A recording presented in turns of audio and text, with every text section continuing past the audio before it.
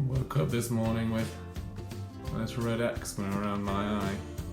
It doesn't hurt, but it does look gross. Maybe I could wear shades for this video. No, I am not that guy.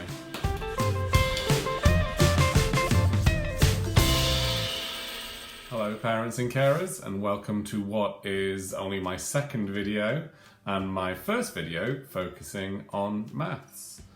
Now, in my intro video, I recommended that you go and look at whiterosemaths.com, which is what teachers at our school and lots of other schools get their planning from, their sequence of learning, so you can have a look through it. If you have, you may have noticed time and again, the letters CPA keep on turning up. Now this video is going to be looking at what those letters mean and focusing on the first one, C for concrete. So CPA, starting with the C, concrete. That doesn't mean things made out of concrete, it means things that you can physically hold, touch, move, and it is the start of most new concepts in maths, and it's really important that you don't skip this step. And in foundation and early years, they spend a lot of time using concrete resources to make sure that the children really understand something before they move on. After concrete, you have pictorial. Now, more often than not, these pictures are just representations of the concrete methods, but we use them all the time, all the way up to year 6, as well as the concrete methods, to make sure children really understand what's going on before they go to the final step, which is abstract. And this is what you and I and most parents or grown-ups think of as maths. When we start using digits and symbols to mean multiply and add, these are all abstract things that the children need to have a good understanding of before they can start using the shorthand that we see every day in maths. So this video is going to focus on concrete methods and resources, things that you can do at home to really help your child understand what's going on behind the symbols and digits. We'll start with Key Stage 1 and how you can use concrete resources to help them understand things like counting, and then we'll be doing some work on Key Stage 2. We're going to flip the camera now so that you're looking at my hands and I can show you some of the resources that you can use. So, Key Stage 1 and concrete resources. If you are teaching your child the very basics of counting, then you'll want things that they can touch, hold, durable things, and you want to make sure at the very beginning that they are the same size, shape and colour, as similar as possible. Things like the milk bottle tops that we get when we get from the supermarket, or if you've got a lot of cans of Coke or something. As long as they're all the same size and shape, then you are good. When we talk about counting in Key Stage 1, a lot of parents come to us telling us that their child can already count up to 20, which is great, and learning the numbers 1 to 20 is something that children need to be able to do. But what tends to happen is that those children know the words 1 to 20, but they can't actually count to 1 to 20 because we've skipped that step of the concrete. If you're teaching your child to count, you might want to start just with these concrete objects, saying 1, 2, 3. I have 3, or there are 3. And putting that in practice is really good for them to do because it's sort of like saying equals when we do a calculation. So 1, 2, 3, there are 3. As you get up into the big numbers, maybe you're going up to 6. 1, 2, 3, 4, 5, 6. There are 6. What's good to do before you start taking and adding is just to cover them up, take your hands back and ask how many there are.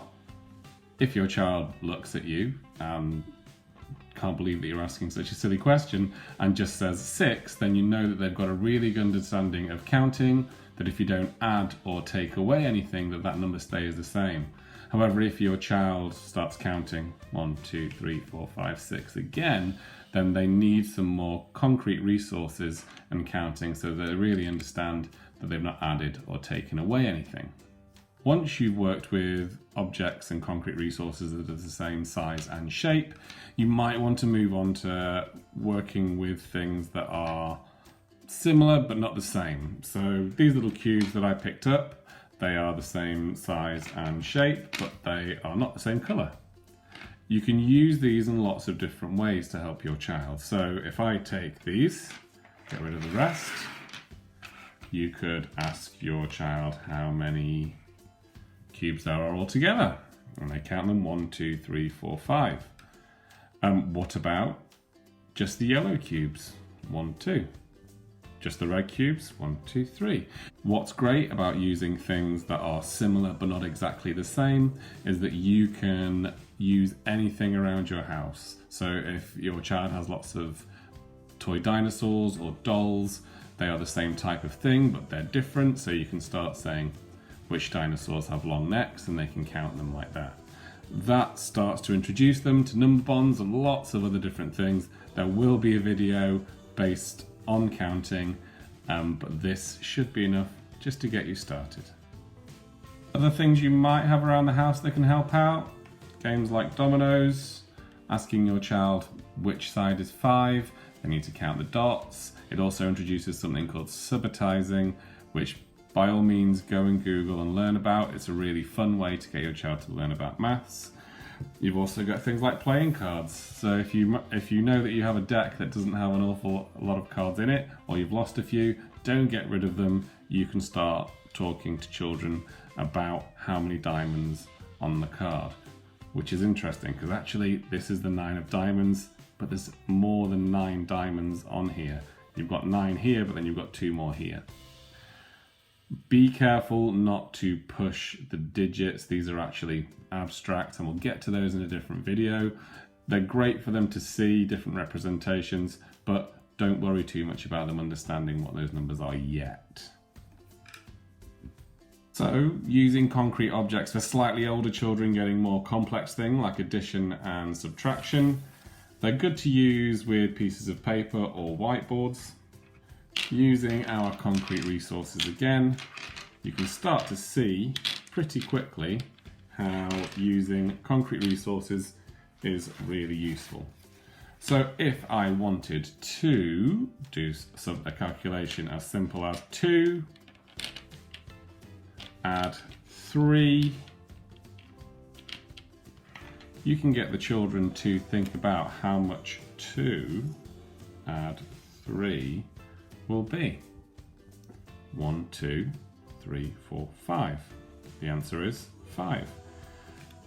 I wouldn't push too early to be writing down the digit of 5. They can maybe get 5 cubes to represent it, just to keep things nice and simple. You could also do 3, take away 2. So if they're literally taking away 2, 1, 2, I've taken away 2, what is left? 1. This is really basic, but it is something that children need to spend a long time getting the hang of. You can use these resources for multiplication, division, anything. So as we get into Key Stage 2, we are starting to think about place value, especially when using concrete resources. We will use this all the way up to year 6. The difference is there would be a decimal point here and we'd go into tenths, hundredths, thousands. There'll be a different video on that, but concrete resources for Key Stage 2, we use them all the time. A really good way to use them, and something that you might want to do at home, is start using them on a place value chart. You've seen them before. If you have been getting homework from your school, they're used all the time, and each column represents a different place value. So ones, when I was taught maths, they were called units. They mean exactly the same thing, but a lot of schools are using ones instead. Tens, hundreds, thousands. A really simple way of representing a number is if you place your concrete resources in different place values, your children can start to see how the number system works and why we need things like placeholders. So this number, how many ones do we have? 1, 2. How many tens? We have 1.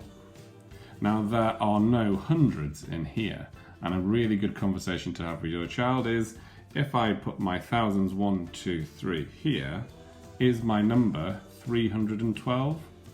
Well, no, we've got 3000s here, so what do we need? A placeholder. Often children are taught that 0 is one of the most important digits, and I believe that is true. Without it, this number just wouldn't make sense. And putting in a placeholder means that this is 3000 and not 300. If that was your bank account, it would make a big difference. So, what we have here is a really simple calculation that you might get in upper Key Stage 2 that will involve carrying or column addition. You can see I've got represented on my place value chart in my ones column. I've got 1, 2, 3, 4, 5, 6, 7, 3 tens and 100, so 137. I'm going to add 5 to that. 5 ones. 1, 2, 3, 4, 5.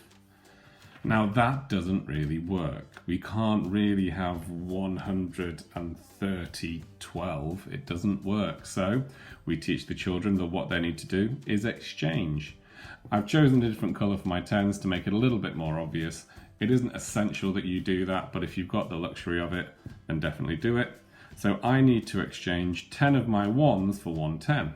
So if I take 5 and 5, and change them for 1 10, I can now see that I have 142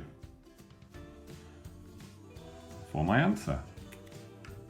So you can see using concrete resources all the way up to Key Stage 2 is really important. You can do it with division, subtraction, anything, and exchanging between columns really works. This is why it is the first stage when you're teaching a new concept. So it can be that simple. Just find things that are similar or the same, and you can use them as concrete maths resources, all the way from reception to year 6, especially when you're introducing something new. So next time you're looking at teacher planning on White Rose Maths or somewhere else and you see CPA, you now know what that C stands for. The next video will be P, pictorial, and all they basically are pictures of the concrete resources that we use. Thank you for watching. If you found this useful at all, please like the video and then I know what to make more of. If you want to know when more of these videos are appearing, click on the little bell beneath this video and you'll get a subscription, so every time a new video comes up, you'll find out. Take care of yourselves, be kind to each other, and I'll see you again soon.